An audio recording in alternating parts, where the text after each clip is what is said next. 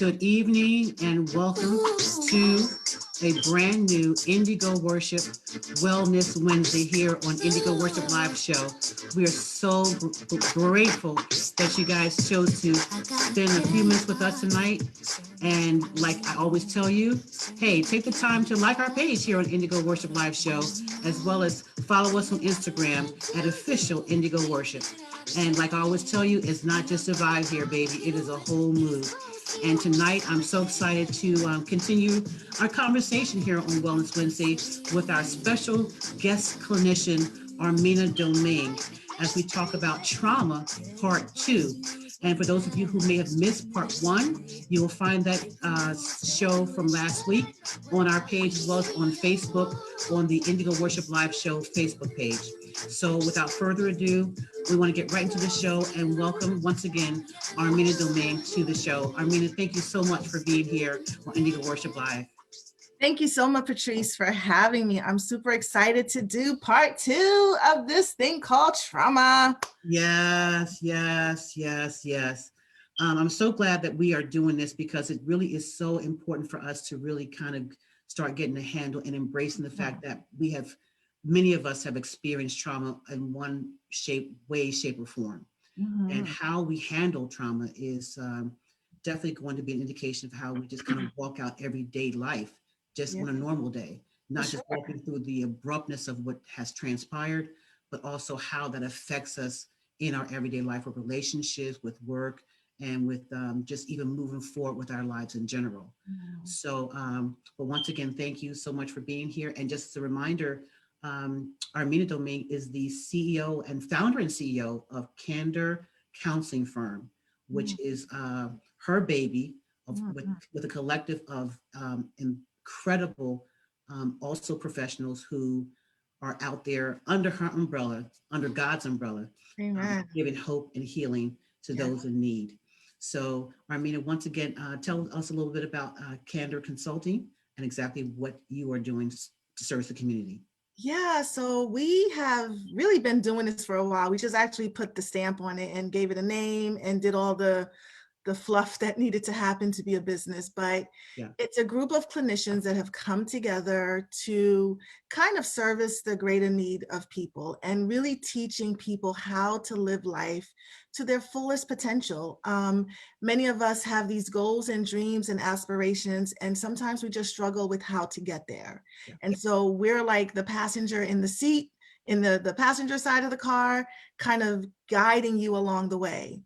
One of the good things is that none of us want to crash, so we will not allow you to crash. We will grab the wheel and steer you in the way you need to go. So we do counseling. We do individual, family, couples, marriage counseling.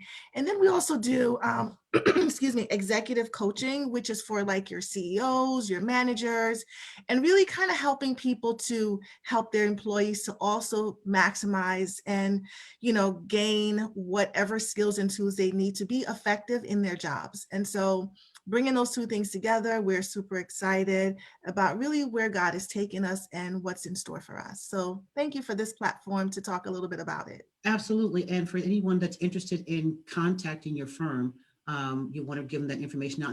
We will repeat at the end, but let's just start it off with that information. Sure. So you can find us on the World Wide Web at www.candorconsultingfirm.com.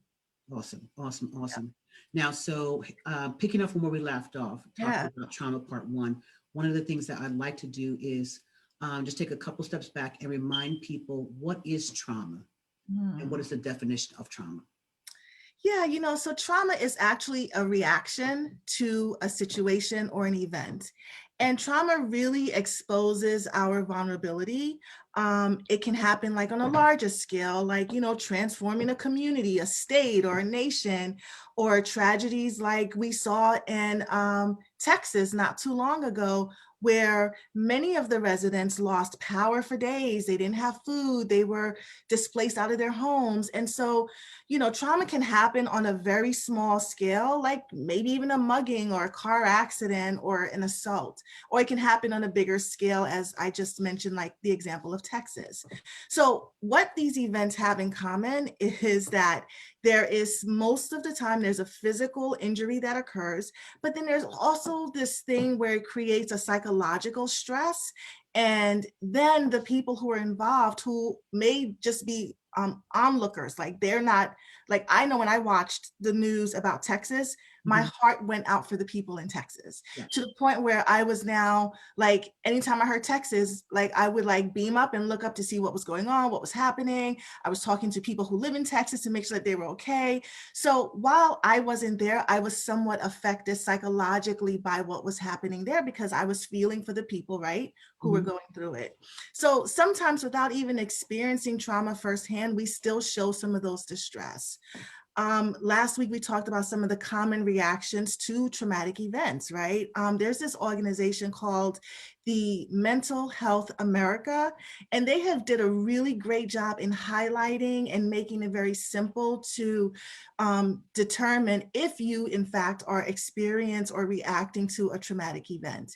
And so they list pretty much 4 things, right? They list the emotional piece of it, the behavior piece of it, the thoughts, and physical symptoms. And so when a trauma occurs emotionally, initially we're feeling maybe disbelief about the event, we're afraid, we're nervous, we're anxious about the future or what may or may not happen. We may feel depressed, we may feel angry, guilty, and even sometimes ashamed, right? And that's the emotional piece. But the behavior piece is that things actually start to change. So maybe we're losing sleep. We're not sleeping a lot. We can't fall asleep, because when we do, we have nightmares, or we have ruminating thoughts where we're just like, thoughts are just roaming around in our heads and we just cannot get rid of them. Maybe our eating habits have changed. So we're not hungry as we used to be. We're not eating as much as we were.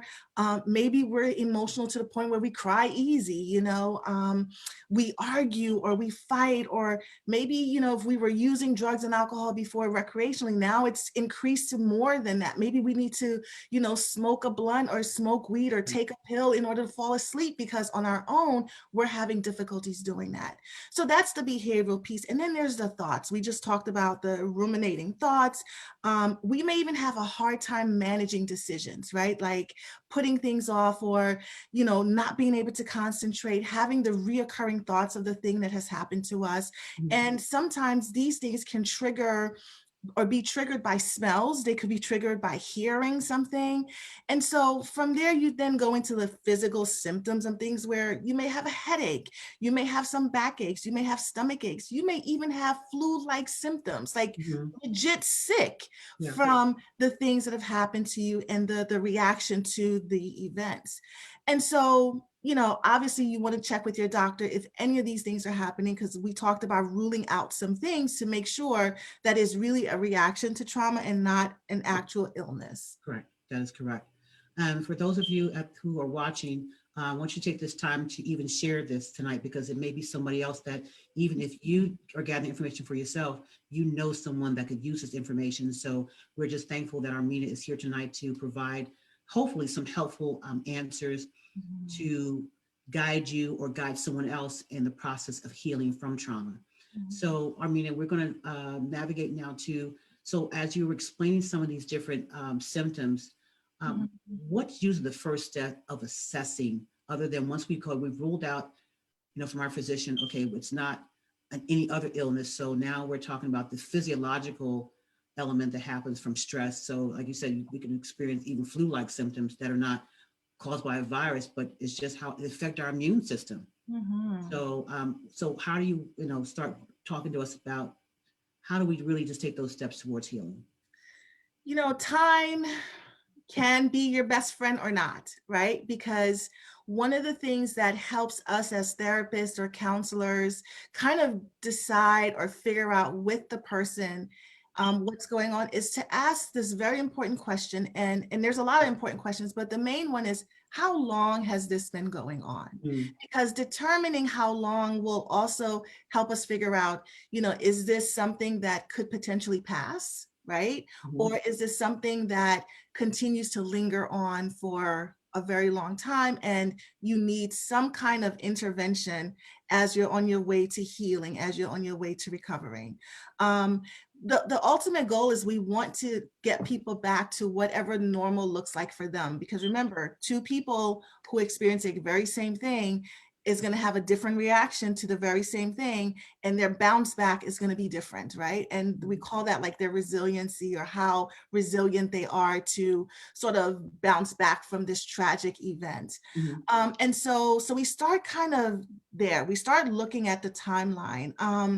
In addition to dealing with the trauma, some people may also be facing extreme life changes, like being maybe separated from a loved one, losing their homes and their jobs, having bills that have piled up and still need to pay them. Any of these things could be overwhelming challenges on top of the event that took place. So there are some positive steps that people can take to really take care of their physical and mental health. And, you know, when I think of Wellness Wednesday, I think of wellness as being like all encompassing, right? Like from the entire body. It's like, I can't just deal with the neck up and not deal with everything else. I can't deal with everything else and not deal with the neck up, because it's all one whole hodgepodge that sort of works together, right? So one of the things that we typically tell people to do is to really take care of your body. You know, remember that you still need to take care of your physical needs despite of the things that are going on around you. If you have an injury from this event or a chronic condition, you know, like hypertension or diabetes, you want to definitely get some medical help, and continue with whatever medications they're giving you for that. You should also try to get some sleep. Like, everyone's sleep pattern is different. So some people could do well on 6 hours and some people need 9 hours of sleep. But you want to do your best to get enough sleep, exercise, drink a lot of water, and try to eat right. I'm not here to talk about eating right, but I must mention it because it's a part of this holistic kind of wellness, right? And so the body needs rest and nourishment in order to heal.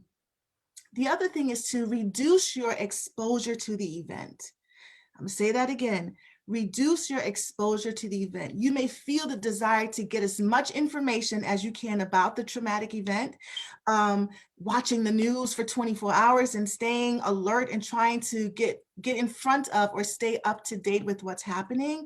But that also affects us psychologically. So I typically tell my clients, like, you got to turn it off. You have to find some time to disconnect from the thing that is feeding you the very thing that happened to you. You know, and we don't have to go far. We can use even this pandemic as a traumatic event, because all of us have experienced on some level some kind of trauma, very small or very big, as it relates to, you know, the pandemic.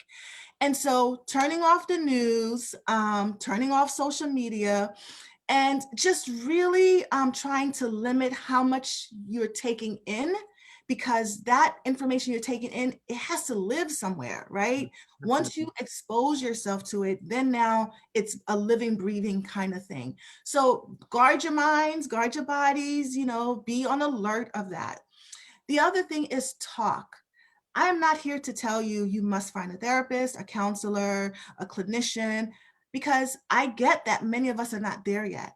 My only desire of you is to find someone to talk to. And that's someone, let's go down the list. That could be your parent, a best friend, your doctor, a coworker, your pastor, maybe a counselor, maybe a therapist. But the idea of this person that you find is the person that creates a safe space for you to share, and that they're not going to judge you, they're not going to tell you what to do, but they're really creating an environment that you can be heard. And as difficult as it may be to talk about it, but that's where the healing starts, right? So I want you to find someone to talk to, even if what you're saying or you're thinking doesn't make sense. Eventually they should be able to help you make sense of some of it. So we want you to get it out of your brain so that it's not just running around like that hamster in the cage, right? Get it out. The next thing is to stay connected. Oftentimes people who have traumatic events tend to isolate because of shame. They tend to isolate because they don't want to talk about it. They don't want people to notice that their behaviors have changed. So we want people to stay connected to your friends, your family. And if you have none of those things, you have a support network somewhere. I know sometimes people say, well, I don't have anyone. Well, it could even be the lady at the checkout line that you always go on her line because she's always the nicest person to you in the store. There is a community somewhere that you belong to. And so you want to stay connected, reach out to them, spend time with people who are encouraging and caring. Don't go around your abuser. Don't go around the people who are going to judge you, because that's only going to take you deeper into the rabbit hole. So No, you I want have a question on that, because somebody watching me saying, well, wait a minute, but I'm living in a situation where, we're told to be social distancing, and I'm not able to escape the environment where this trauma is either currently taking place, has taken place. And so how do I find that place of peace in an environment that's hard to, for the most part, get out of? So that's a really good question. And the easiest answer I can give is to call 211, because the city of Philadelphia, at least, or even the surrounding counties, have these hotlines where people can talk you through some things. So for someone who's like, well, I can't leave because I live with my abuser and they're going to want to know every step of the way where I'm going. These hotlines also have like a text to talk, so that you don't have to talk, but you can text, or they have an email, or even the phone numbers. If you call, you can just say that you're in a unsafe situation and you need help, and then they will walk you through what you need to do. I've had clients in the past who have set some sort of alarm for the time when their abuser was sleeping to wake up, to make their calls or to make their texts or to do the things they need to do at that moment, so that they had a small window to get some help. Okay. And then, we want you to make positive moves, right? So you want to help yourself by helping others. And that could sound cliche-ish, but oftentimes when we do the better good for other people, there's this something that bounces right back on us, and it makes us feel good and it empowers us. So, I mean, I know we're in a pandemic right now, so there's a lot of things that are like really not happening, but then there also are a lot of things. I was watching TV today, and there was a little kid who, I think this was like a Dr. Oz segment, and he created these like little baggies, like sandwich baggies with like essentials in it. And he and his family drove around their little city, and he handed them out, and it was like at a distance because it was live. So it's like a pandemic, but people don't stop having needs because we're in a pandemic. In fact, there's more people now that have the need. So I think even with your family, on the weekends, they go and they feed or serve people. Like, if you're looking for activities to do to help you to stay positive and to help you to help others, there are things that are still happening. Any city's website lists the need of what's going on. So you can certainly, tap into that. And then lastly, I want to mention this whole thing about like getting back into a routine. That is probably one of the most difficult thing to do, because it takes every being in, like every hair on your head, to like get back into a daily routine. So maybe, this trauma causes depression, and with that, you just want to sleep all day. You don't want to be bothered. You don't want to even take a shower. You don't want to do your hair. You don't want to do any of the things that you used to. And so immediately after the traumatic event, you feel that the world has turned upside down, right? So one of the ways to start having things feel normal again for you is to slide back into this routine. So you may need to start small and focus on the very small things. So maybe you're going to wake up, just wake up, sit up in the bed. And then tomorrow I'm going to try to leave the bedroom and go into another room. And then you do these little things until every day you've added on maybe 2 hours back into the routine of what you used to do.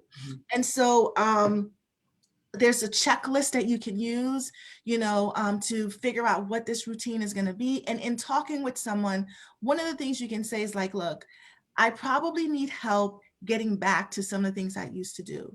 and that person can help you figure it out. They can write it down for you. They can create a schedule. You know, I've had clients where during session, we have actually opened up their calendar and just actually put things on their calendar and set an alarm for it. Okay. Just so that when that alarm goes off, they know that it's time to do what they need. And if they need extra time, hit the snooze button, right? Because it'll come back and remind you need to get back and do those things. And then in the process of it all, have fun. We all, even in this pandemic, we desire to do something that is enjoyable, because if we don't, what else is going to happen? Where are we going to go? We're going to go in this rabbit hole. We're going to be thinking about all of the things that have happened. And then it's easy to think and be a victim, right? And so in order to heal, we have to follow these steps so that we can beat this thing that has happened to us. Awesome. Now, I do have a question, because one of the things that can be very difficult to do, as you said, that sense of getting out of the bed and really trying to dig deep to find a way of just saying, you know, I want to start my day. But you've been in this for so long, and your mind is just so, you've really given yourself negative words about yourself through this whole process.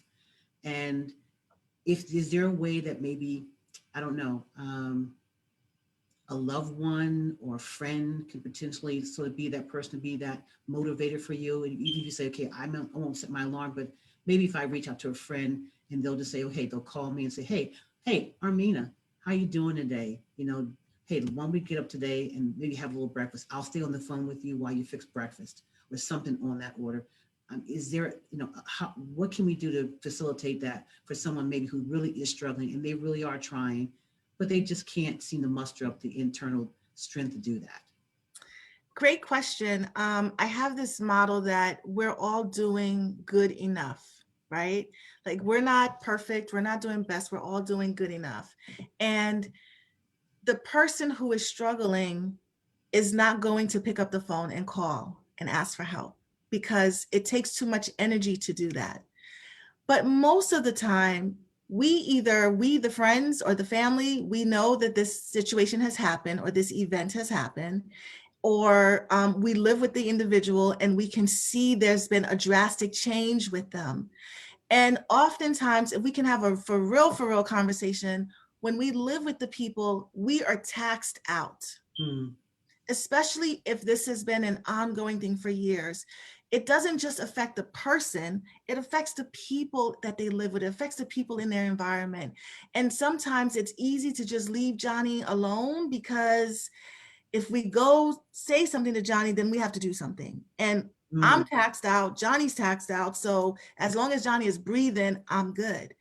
But sometimes all it takes is for us, the more healthier emotional person, to pick up the phone and call, to knock on the door, to drop groceries off at the door, or if we live in the same household, to just sit with the person.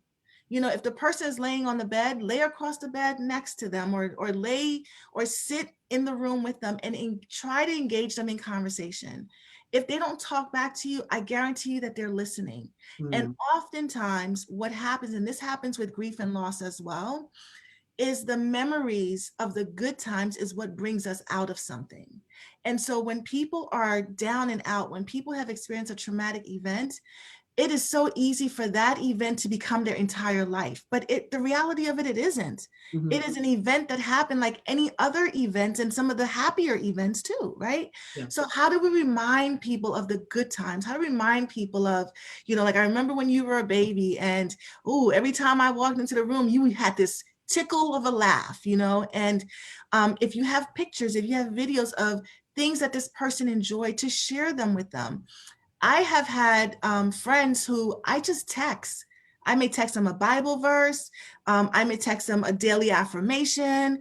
And then I'll say, like, if you want me to stop, tell me. And they don't say anything. They don't say stop. They don't say keep going. So guess what? I keep going. And it takes a lot, but I am my brother and sister's keeper. I feel commissioned by Christ to take care of other people. I mean, that's part of why I'm a counselor and a therapist and doing the job I'm doing. But outside of all of that, I feel the need to make sure that we're all safe, we're all healthy, because guess what?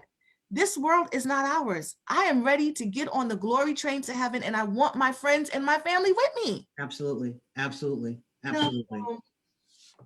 so I hope that answers the questions, but there, the whole emotional, behavioral, and the thoughts that we were talking about earlier, those are warning signs that you really need help. You have to take an active role in the healing process, because we can provide all of these things that we're talking about, but you have to take one step. And all we need is the step, and the step is a phone call. That is huge for anyone who's had trauma, because it's a small window that says, I think I need help. I think I'm ready. And sometimes they may call you and say nothing. And well, you see that they're on the phone, but they're not talking. And so we have to validate people. We have to make them feel like they're worth something, and that we're just happy that they're alive and with us. As I'm listening to you give these wonderful tips in terms of how to make that move to the step towards healing, I'm reminded of the fact that a lot of times in our community, there's some stigma that came from somewhere that we are to keep, like we talked about this last week. Don't you tell anything that's going on in this house. Don't tell the neighbors, don't tell anybody. You keep your business to yourself. And, only quote unquote, use this term, people that are mentally challenged or whatever, there was another word they used to use, crazy. They're the only ones that need help. And so I think those have been unfortunate minefields of disaster of trying to give advice to people, because so many people need help. And so in our community, how are you trying to change that stigma through your firm, as well as how do we also get into the one place where our community always loves to gather for the most part is within the church? Because the church, we love to say, we love to pray things away without understanding that when we're praying and asking the Lord for help and healing, that healing comes through individuals as well. Yes. That I've chosen specific people that I have given a gift of counseling through my power to be of assistance to the community. But why is it that the church has not embraced that? And those are two major questions I'm asking. So the good thing about the pandemic is that it has put us all in the same bracket of like, what is this thing that I'm feeling, right? And so most people that have been reaching out to my firm, I'll speak on that because that's what I know right now. They're not coming in and saying, hey, I've suffered from anxiety or depression for a really long time. They're coming in saying, oh, I've lost loved ones during this pandemic. I'm having a hard time dealing. Or, I'm just not myself right now and I don't know what to do.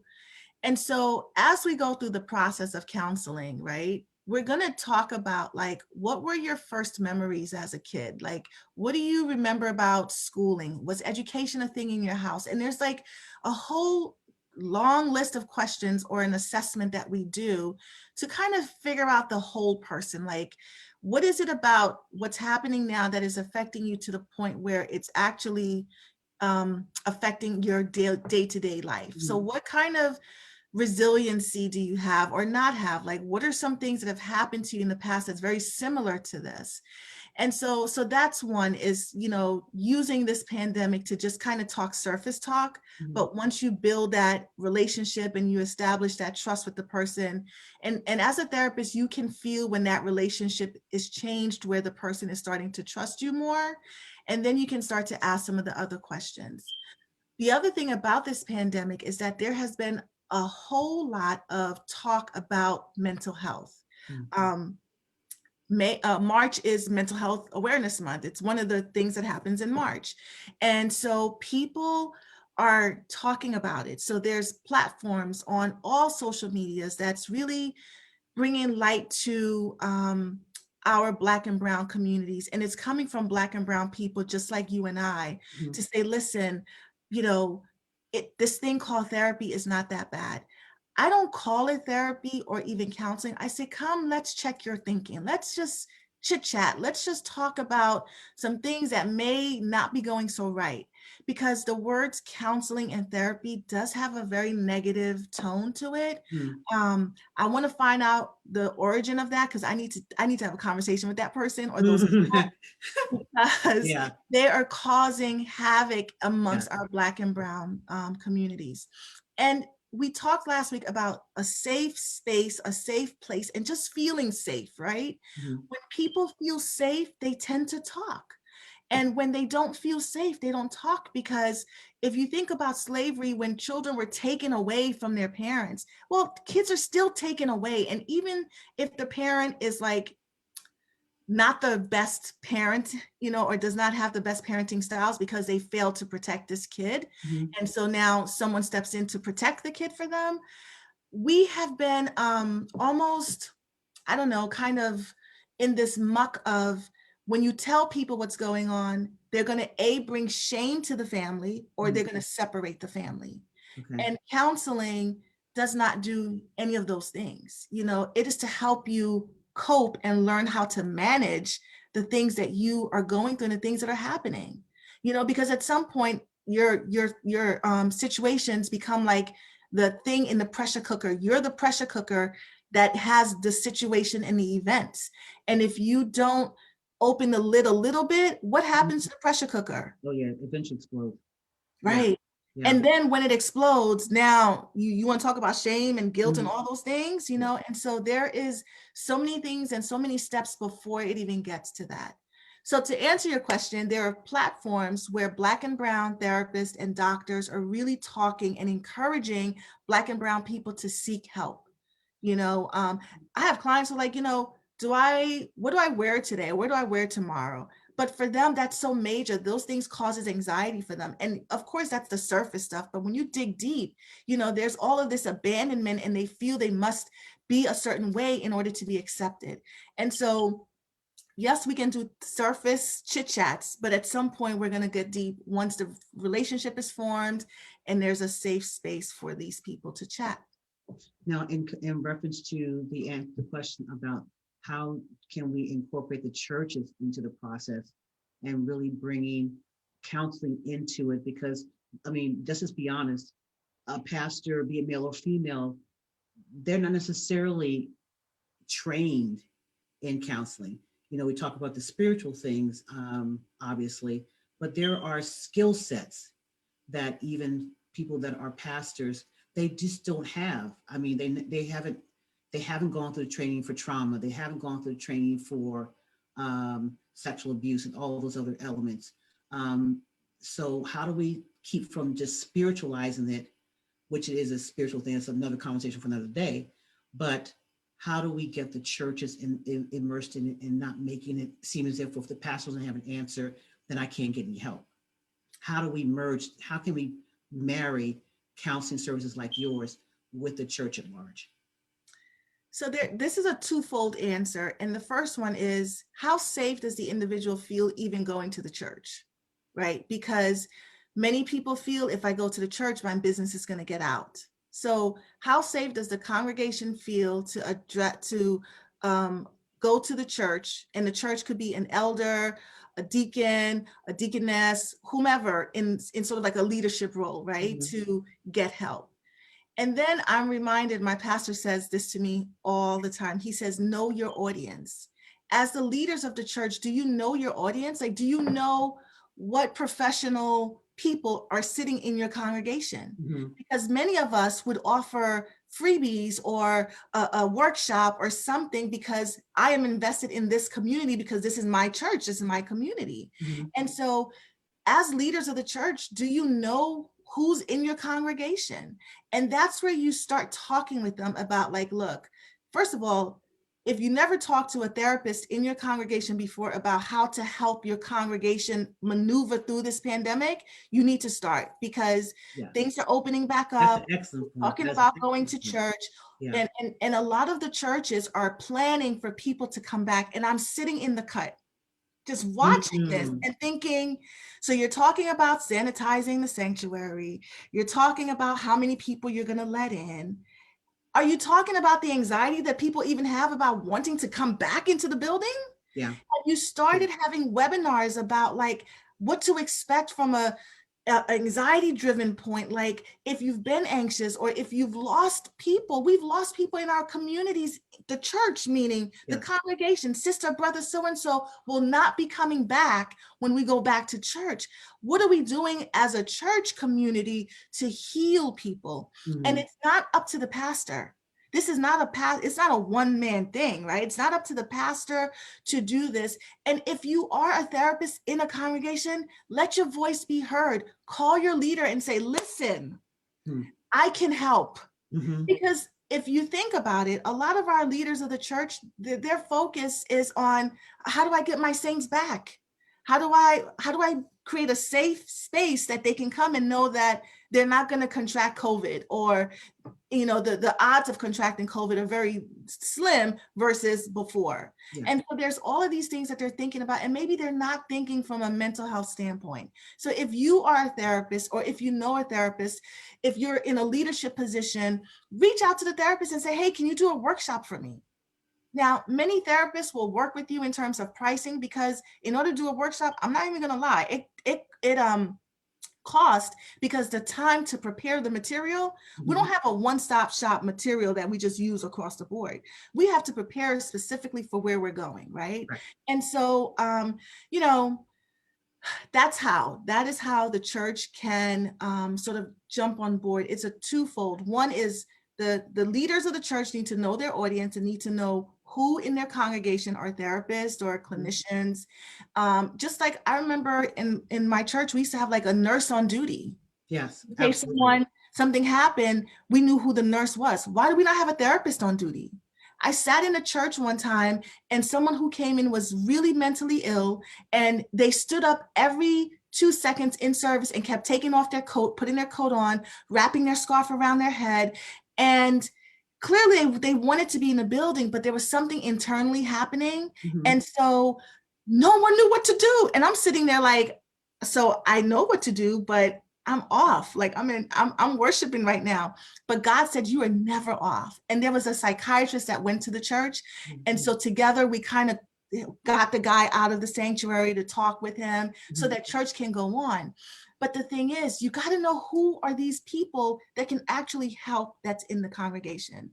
And then if you're in the congregation and you have the ability to help, then you need to step up and help, because this is not the time to sit around and not do anything. Absolutely.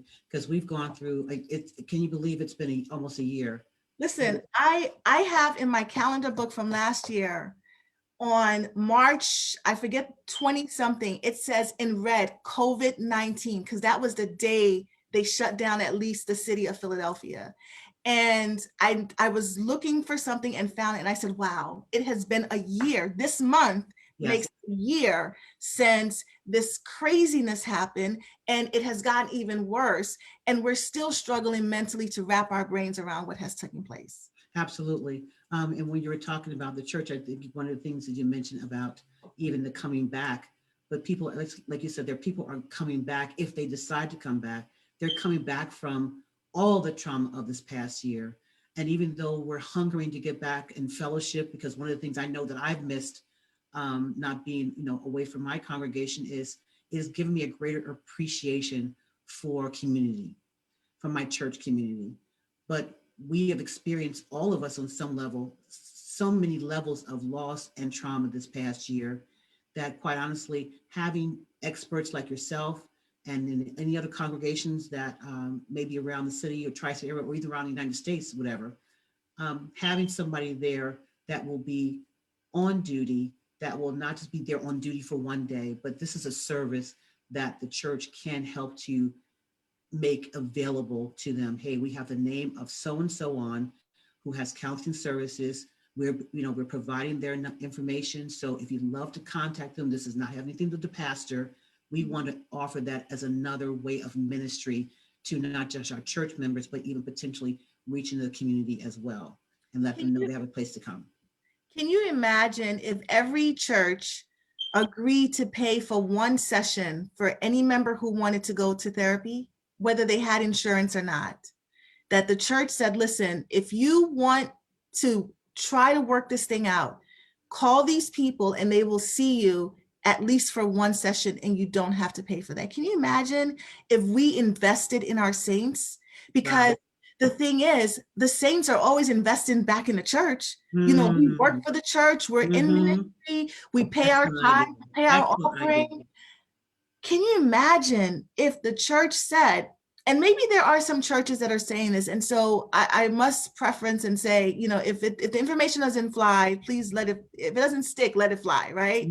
But there are a group of us that are just kind of this hamster in this wheel, because we're spinning around not knowing what to do when there's people clearly that can help us figure some of this out.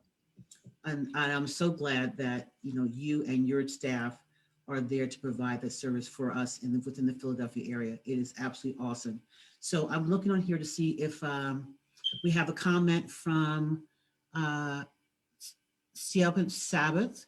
If I pronounce your name, mispronounce it, I'm so sorry, but it says the pastor of spirit or spiritual leader needs to be smart enough and humble enough to know when you're not the best person to address the issue. That is an excellent, know your lane.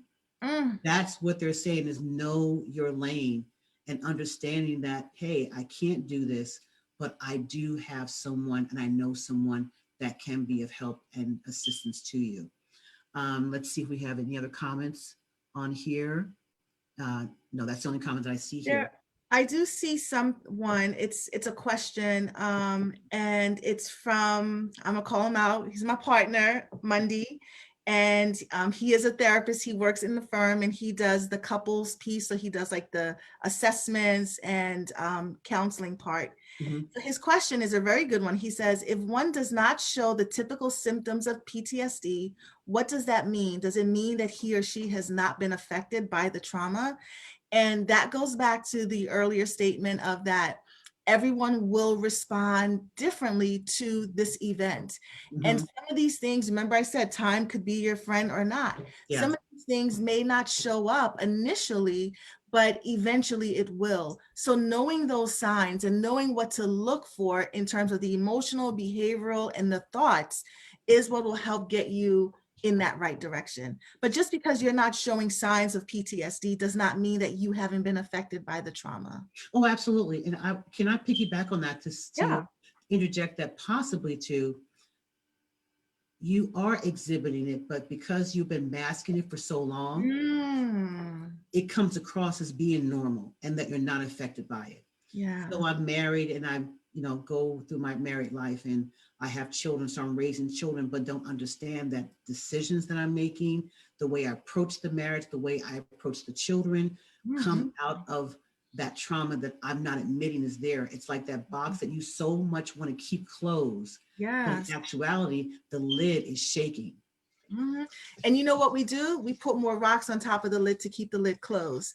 And the rocks is that we then create distractions, or we pick up another job, or we pour ourselves into it. And for many of us, the church was the place we would pour ourselves into. You know, we were doing ministry all day long, and it never gave us an opportunity to really sit with the feelings and sit with the things that's happened to us. So now church is closed, and many of us is like, what do I do now? Right? And so that's why we're starting to see, you know, that this pandemic has really been compounded on top of the trauma that has already been there. I would like to admonish anyone that's watching and that will watch this. Don't be afraid to face the trauma. I know it is going to be painful and it may be very painful, but taking that step with guidance. Don't try to do it on your own, because if you try to do it on your own, you only have your own voice in your head. But having someone who is trained in trauma therapy, as we said last week, having the right person to help navigate you through the process is essential.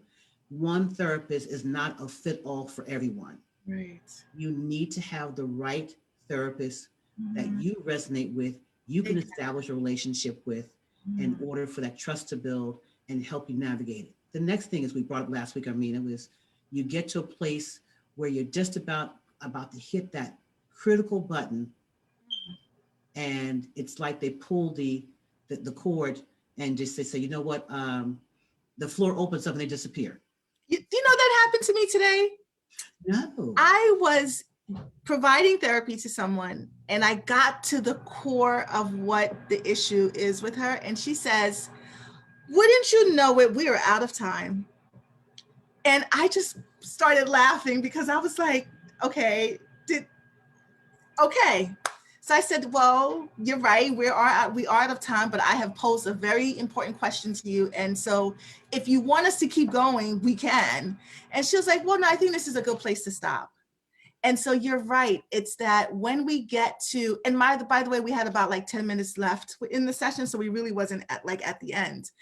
But when you get to that core where you're like, think of a surgeon and you're like, oh, I finally found that thing and I can go in and remove it. And the person says, no, you know what? I don't want to do surgery. Like, I'm good. Like, I'll just live with this pain forever. And we're client driven. That means we follow the client, we move with them. So I'm not going to force anyone to go to a place and talk about a thing that they don't want to. But what I say to them is, it's like stumping your toe on the corner of the sofa or the sofa table.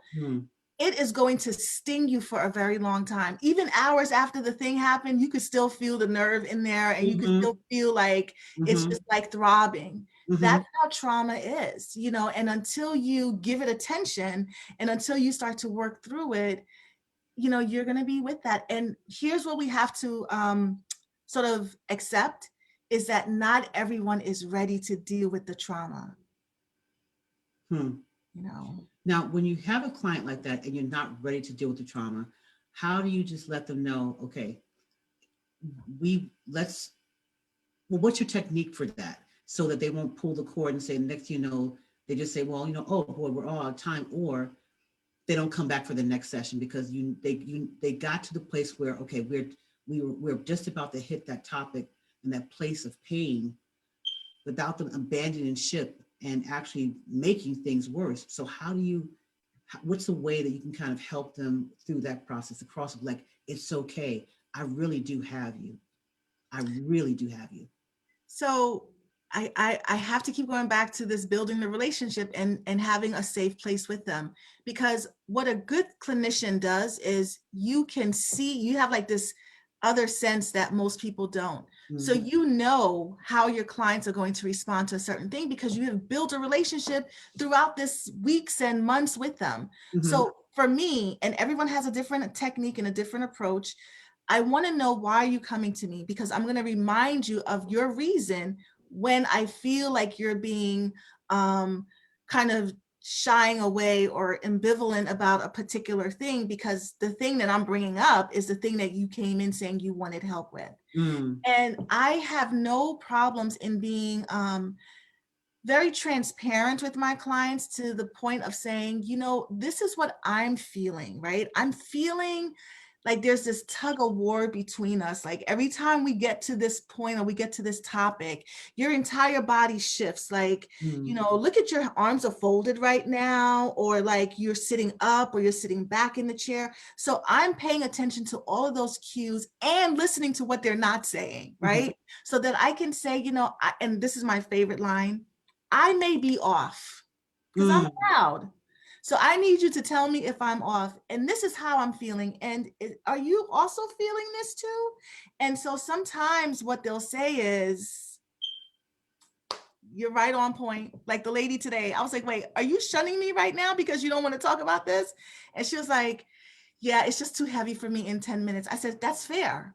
I said, but I want you to think about this so that when we come back together next week, that we can actually begin to talk from here.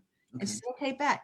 So now when I have the people who are dipping me and they're not coming or they're rescheduling or they're canceling, I'll say, hey, call me so we can look at some dates together. But what I really want to know is like, what's really going on, right? Like, do you need a break from therapy? Because sometimes people do, and they feel guilty to say they need the break because they don't want to hurt the therapist's feelings. So it's like, I'm going to now ask you, do you need a break? Do we need to pick this up in 2 weeks or 3 weeks?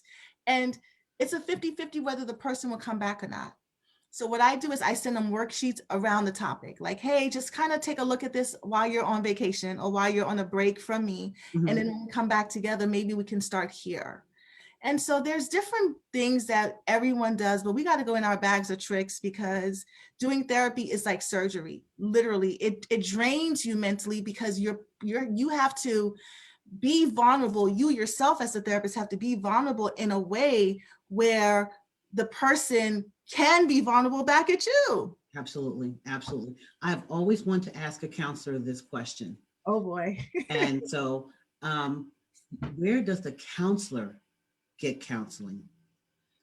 And, Well, and the reason why I asked a question pose a question is because it is a lot that you hear every day and throughout the course of the day.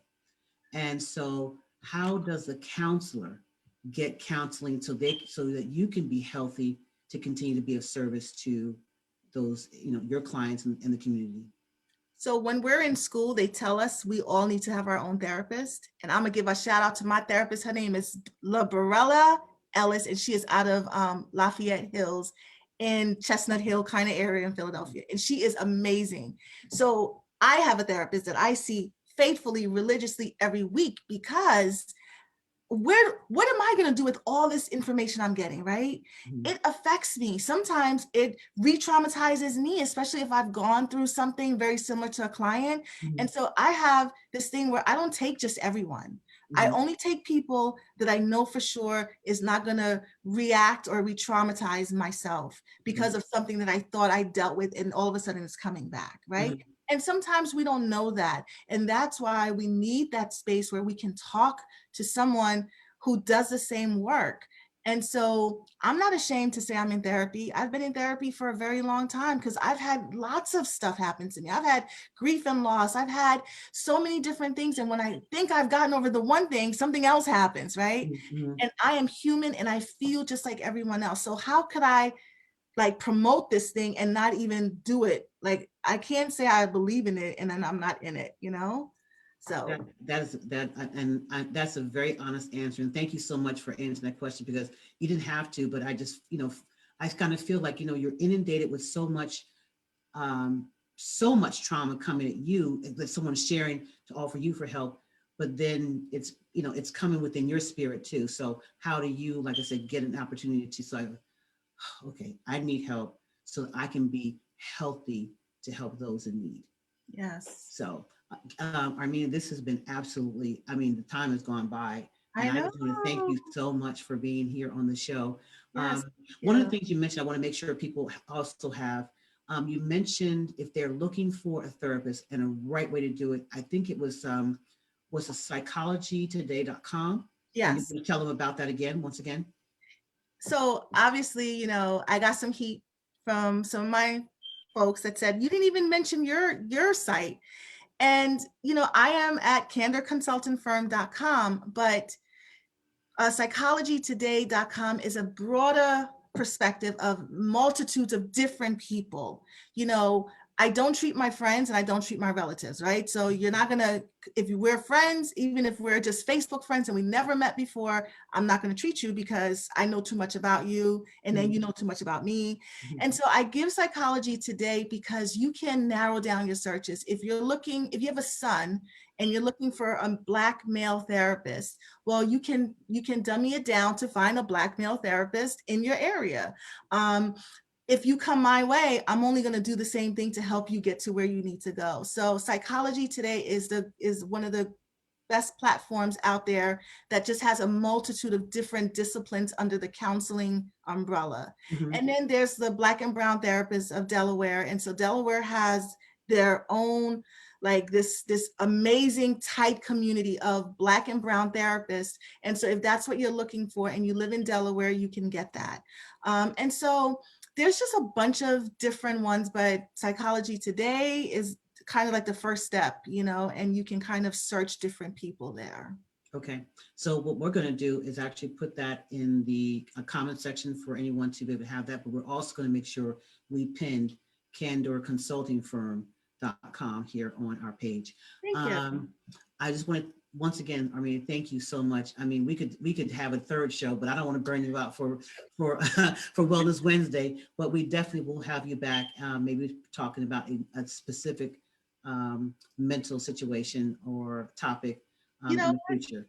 when things start to really lift up and are opening back up and churches are opening back up, if you want me to come on and talk about anxiety and the anxiety about going back into the space of the church, you can bring me back, Oh, I got your number. I got your number.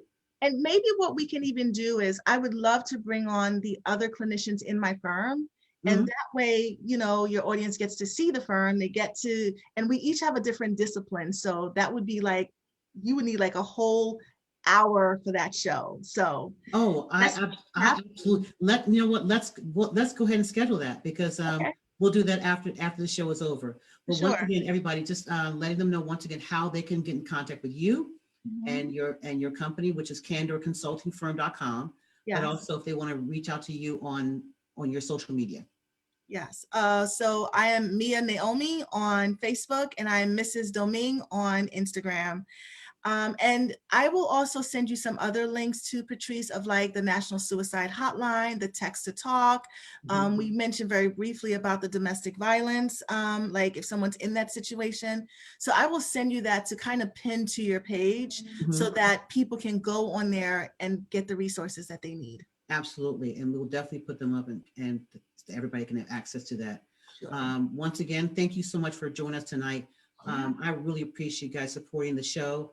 And we're going to continue to do Wellness Wednesday. We got so much, just terms of a holistic approach to how we are caring for one another. It's not just about music, but if your heart is broken and your mind is just at an rest, we want to be here to use this platform to provide the experts. I'm not an expert. That's why we have the experts here, to provide healing and hope and help to you guys.